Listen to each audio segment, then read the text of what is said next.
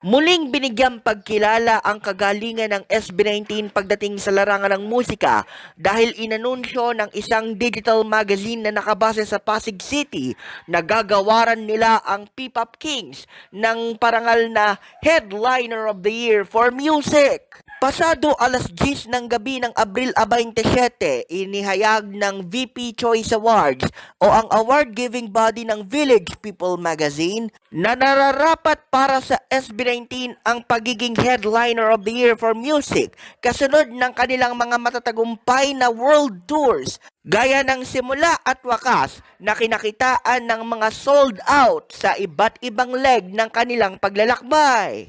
At patuloy pa rin nilang binabasag ang mga nakasanayang barriers at inaangat ang kalidad ng Filipino music sa pandaigdigang kalakaran. Ang iba pang mga headliners of the year para sa iba't iba pang kategorya ay ang mga sumusunod. Si GMA7 Senior Vice President Annette Gozon Valdez ay ginawaran bilang headliner of the year for movie, habang sa TV category naman ay ang unkabagable star na si Vice Ganda at ang binansagang Diyosa na si Ann Curtis. Sa larangan naman ng radyo ay kanilang iginawad ang Headliner of the Year para kay John Gemperle o mas kilala bilang si Papa Jackson. At si Miss Glenda naman ang kanilang napili sa larangan ng business. Ikapitong edisyon na ngayong 2026 ang VP Choice Awards na taunang kumikilala sa galing ng Pilipino sa larangan ng telebisyon, radyo, musika at social media.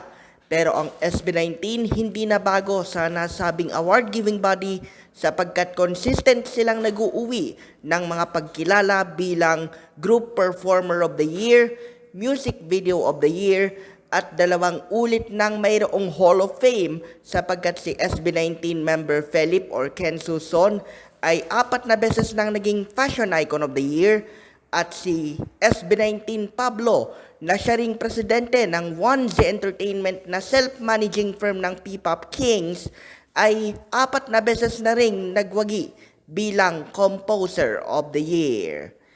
Yan ang totoong balita mula sa Mabuhay Radio Japan Worldwide. Sa bawat oras, bawat himig, nanatili kaming walang takot, walang pinapaboran. Ito ang Senpat sa Patrol number 2 Stephen Saraspe Perez, nag-uulat sa larangan ng SB19 dito sa ating Batangas Bureau.